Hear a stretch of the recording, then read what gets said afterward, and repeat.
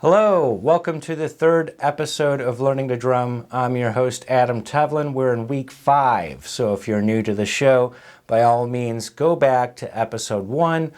You could probably binge watch it. You didn't miss much. As a matter of fact, last week we were just starting to hold the sticks. Welcome back to the show, my son Kai Tevlin. And Kai's actually been doing every episode so far with us, and sometimes that could be a little bit more than expected, especially sitting through long hours of trying to re-record things and things like that.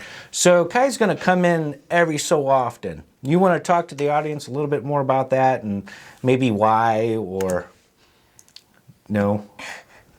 That's okay. Yeah, go ahead. Like sometimes I feel just, should I? Yeah, you can say, you can be honest, as that's what this is for. Okay, so I'm pretty awkward sometimes because I just really feel awkward. Yeah, we all are sometimes, right? Yeah. That's okay, yeah. And sitting there in front of a camera and talking to a camera sometimes can get a little weird. I can understand that. But do you want to come back every so often? And yeah. Okay, we can check on, see how you're playing, and, because you still want to play the drums, right? Yes. Oh, yeah. So he's going to be with us for this episode, and we'll have him come back on. But last week, we were just trying to get a hold of the drumsticks and get them in our hands and how they feel. We talked about the different versions of the match grip, and then, of course, a little bit of the traditional grip.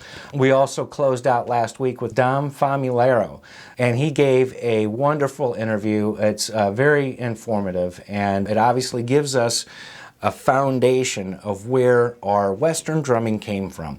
And from there, of course, with Sanford Moeller giving birth to the drum corps and those type of players, it brings us to where we are kind of somewhat today.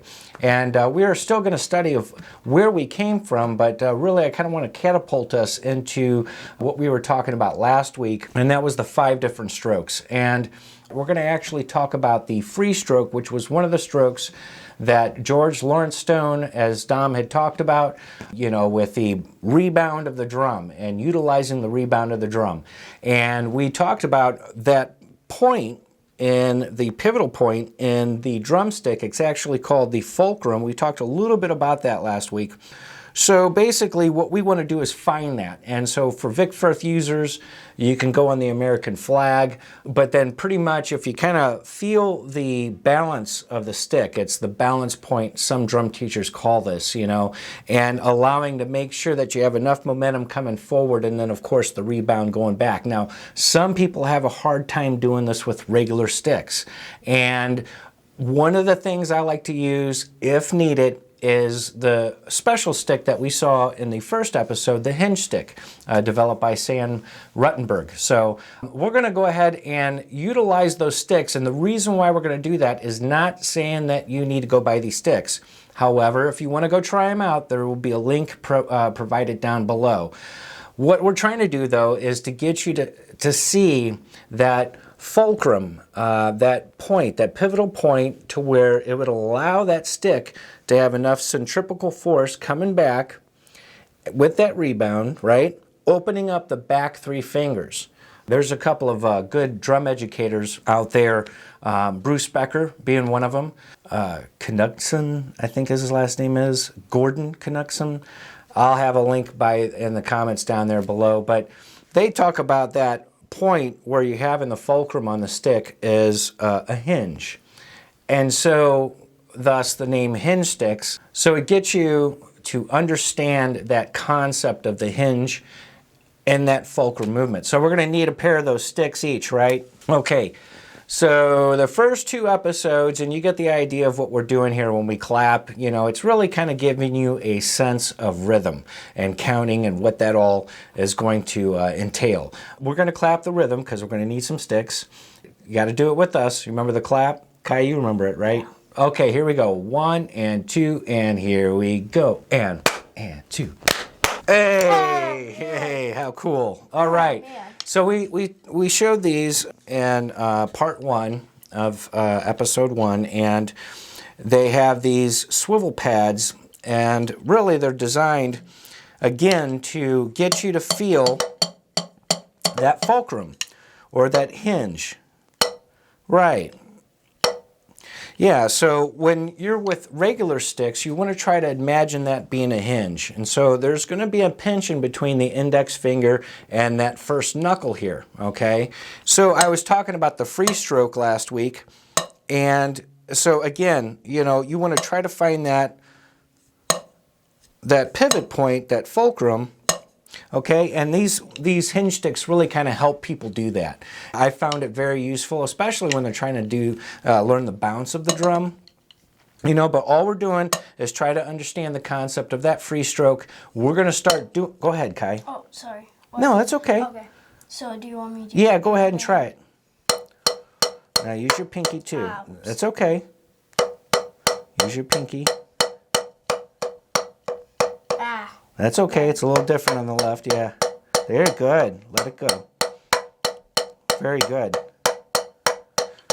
Excellent. Okay, let's stop right there. Now, so what he's doing is he's doing a free stroke in motion. It's consecutive free strokes on one hand. Okay, and that's all you're going to try to feel. Okay, if you're not on, yeah, it's a little bit weird on the left hand, you know. But if one thing that you want to do is maybe try both. That's another good exercise. Yeah, it's a little awkward. We're going to get our regular sticks out here pretty soon. Actually, what? Isn't that cool? You just let it just flow. That's it. You just let. Oh wait. Yeah. Yeah. That's okay. Man, That's really good. this kind of feels good. Yeah, do you want to try these and see what you like better? And he'll be honest, so. Oh, these kind of feel. A little light. Yeah, they kind of. You like these better? Yeah, that's good.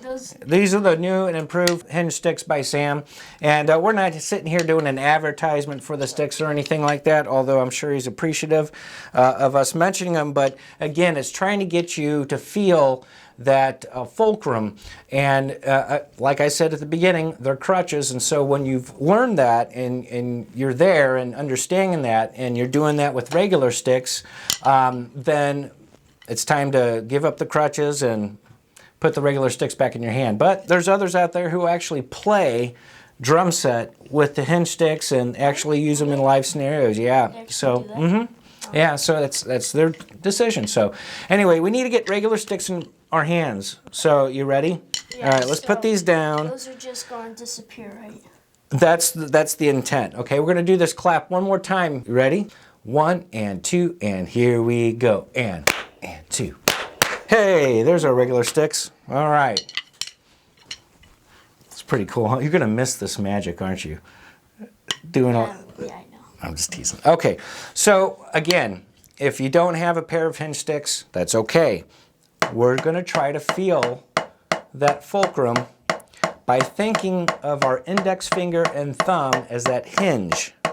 Okay, and same for the left. And all you need to do is try to get the feel of that. Okay, this is going to evolve into one of your first warm-ups. Okay, so do you want to try that, Kai? Yeah. Just the right hand. No, let's just do the right hand. Yeah. That's really good. Okay, now let's do the left hand. It's okay. You'll get it. That's it. Looks good. Remember, focus in the wrist and the fingers. If you are kind of feeling a little of this happening, or even if you have tension in your elbows, that's a very good sign that you're not focusing on the movements that you want or the muscles that you want to use. And the muscles that you want to use are wrist and fingers only. It's just a little flick of the wrist, like you're throwing an airplane, but you're not letting go, of course, of the stick, but you're throwing that little airplane down to the ground and allowing that rebound to come back. This forces the back 3 fingers to open, and now you're ready for the next free stroke, okay? So work on that. Get to know that. It's going to take some time, but I think with some practice and getting to know that, you'll get it eventually. Trust me, I guarantee it. And as a matter of fact, what I tell my students is when you're working on this by yourself is to be your own best teacher. In other words, you're going to give yourself a drum lesson thinking that, okay, how do I do that in my right, but I'm not doing that in my left, right? So those it depends, right? Because dominant or... Right. So most people are right-handed, but if that were the case, and you're left-handed, then your weak hand would be the right hand. So you want to teach the left what the right can do. We've talked a lot of things with Dom Famularo about, the founding fathers of drumming education, and we also talked about the birth of drum corps and how these Civil War players went on to form the first drum corps in the United States. I wish I can grab my friend on this show, Kelvin Ward. He marched Santa Clara Vanguard in 1988, and man, that'd be just really good to have him on the show. What's that? Did I hear a knock? Wait a minute. Let's see who that is. Well, who's coming in? Hey! Hey, Kelvin! What's up, my man? How you doing? Oh, look at this. How you doing, Kai? Yeah. Awesome. Oh, What you okay. guys doing today, man? Oh, we're talking drums. I'd love to have you on. We have so many questions, so Okay, let's cool, go ahead man. and get a chair for you in the drum All right, pad. let's do it, man. Thank you so much for coming on the show. It's been an honor to know you these past, since 1993. 93, that's right. Wow, Correct. so- Lindenwood College. That's right. It was called Lindenwood College at that time, now Lindenwood University, and we were the rogue drum line that went to PAS without our school's consent.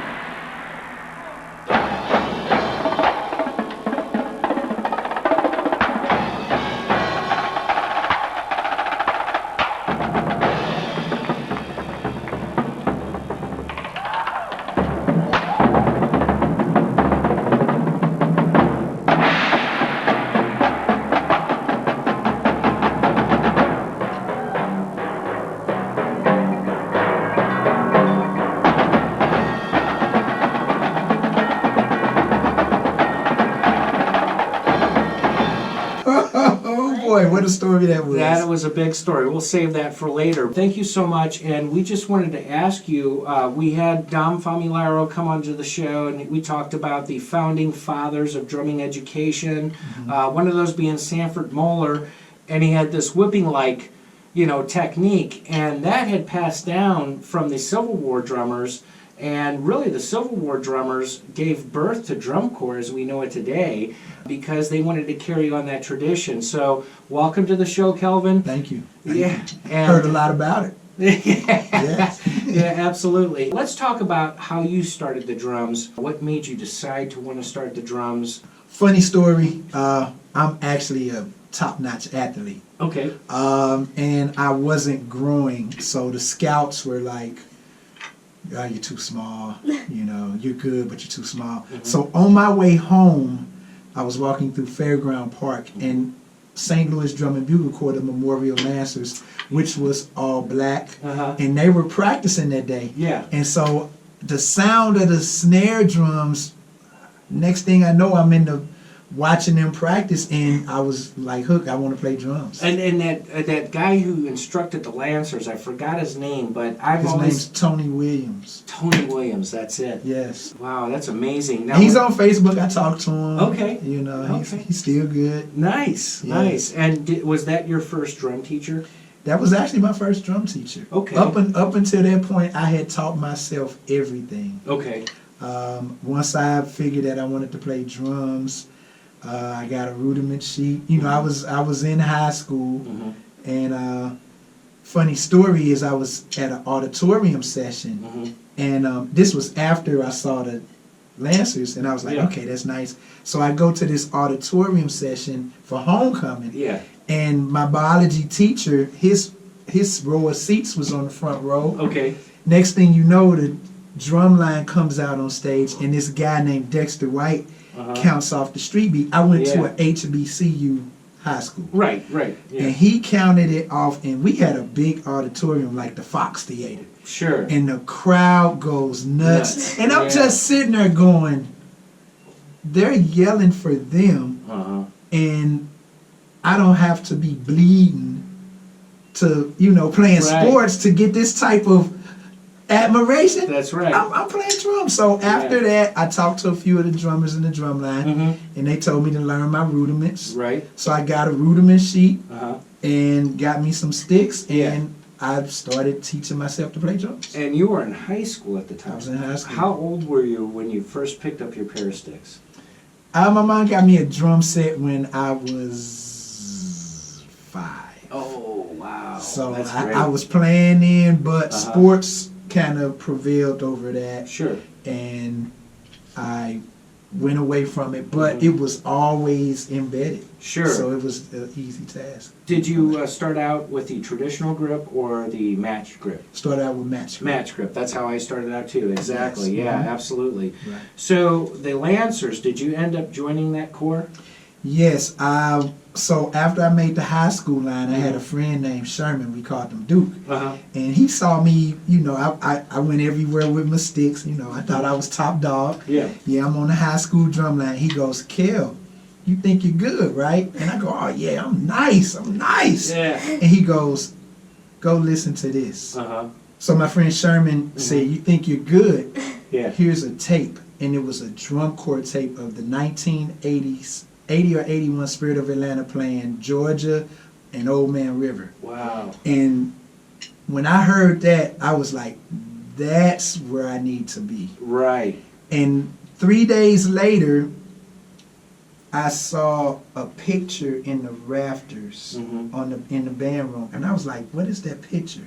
Right. So I crawled down. It's funny how God works. I'm a God person. Yeah. It's funny how God works. He made me crawl up under the rafters to get this picture. Oh, wow. So when I got the picture, I got back up in my seat and I set the book down. It was a McCormick drum book.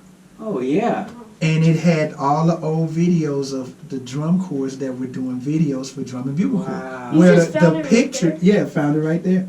And the picture was of the 1974 Santa Clara Vanguard snare line. Oh. And I was looking at it like, yo, what are they playing? Like, I want to be in there. So my boy Duke, who gave me the tape, was like, yo, they the best in the business. Right. Yeah. And I was, so right then and there, I wanted to be in Drum and Bugle Corps with the Santa Clara Band. Right, a legend, okay, like that of Mitch Markovich and Frank Arsenal and Sanford A. Moeller, which is before their time, but this is how we're talking about the history of drum corps and how it's progressed to today. And so you listen to these tapes and you get a sense of what that style is like. Now, you'd mentioned that you came from a high school of a HBCU heritage.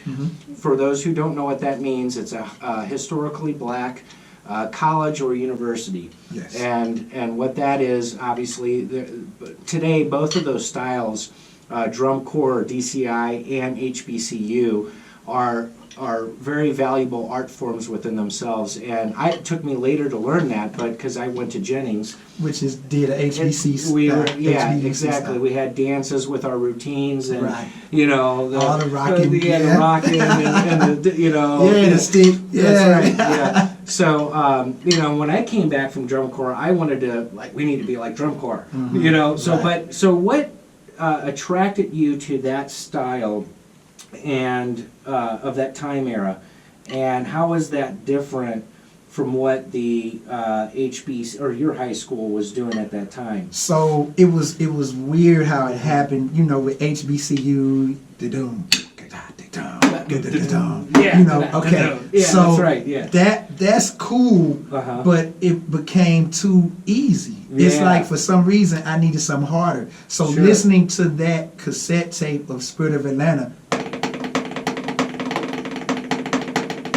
I was like, man, Yeah. I need to be playing that. That's so right. I literally learned everything on that tape. Like I learned how to play tap drags off of that tape. Wow.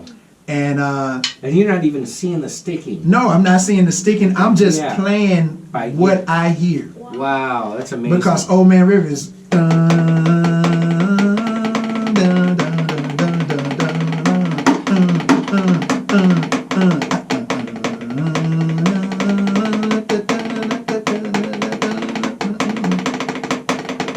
stuff like that. And excuse me. No. So, and did you teach yourself also?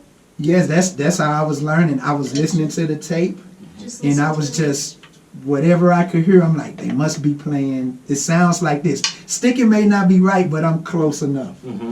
And when I went back to school, everybody was looking at me like, what? Where did you take? Where did you, like, who's teaching you? Exactly. Yes. That's amazing. So fast forward into the years later, you had decided you wanted to march for Santa Clara Vanguard. How did that come all about? Well, basically, after I saw that picture when I came in the rafters, I was like, because the uniform alone, the hat with the feather, and the tunic and the star and the white shoes. I'm a white shoes kind of guy. Right. I always wore white spikes when I played. So the shoes got me. And then the drums and just the way they looked, like they had the lean. Yeah. I was just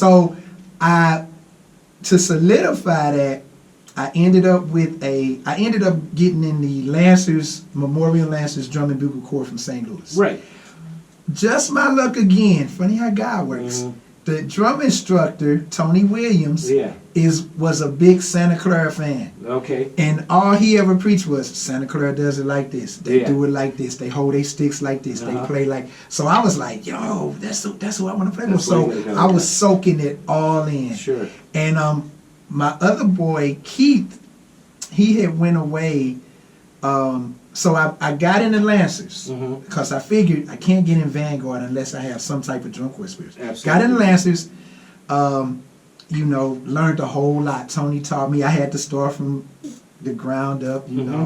He made fun of me like, how you gonna show up? He was hitting my hands like I thought my tap drags were good enough. No, it was a lot more to drum corps drumming than that. And so I got good enough, made it through the first year. '83, we did a show. We played Johnny Quest, Tin House Blues on Broadway, stuff like that. Ice Castles. Did a show drill. So I had drum corps experience. The next year, I got the big head. Didn't do my schoolwork. Got put on punishment. Couldn't go out of town. So Keith brought me back a tape of Santa Clara, 1984. Wow. And man, when I heard that, it was a done deal. And then I got a tape of 82 Vanguard. Caprice Espanol. Oh, yeah. To me, no disrespect to Paradox, Blue Devils, Black Market Juggler, Bridgman. But Ralph Hardimon's writing on Capri Espanol is just the ensembleness of Santa Clara, the way he writes. Oh yeah, absolutely. I was just like, I gotta be in that. So when did Ralph Hardimon come in contact with Santa Clara Vanguard? When did he start? The story I know, Ralph marched with the Kingsmen, he was marching with the Anaheim Kingsmen. And they formed, DCI was formed in 1972. Okay. And the Kingsmen won the very first DCI championship. And he marched with the Kingsmen. The next year, he was writing and playing for the Kingsmen. Yeah. And I heard him say he liked Santa Clara's style. Luckily enough for him, Fred Sanford took a liking to him and brought him in, and he started out as tech guy, working with the drum line, and then he went away to school, I think to the University of Oregon, got his degree, master's and all that, and he started writing. So by the time 1981 came, he took over for Fred Sanford. Wow. Okay. And he became the caption head in 81. Yeah, and he had been doing a little writing from, I guess, 75 up until then, and he took over. Right, yeah, so... Stay tuned next week for part 2 of episode 3 on learning to drum.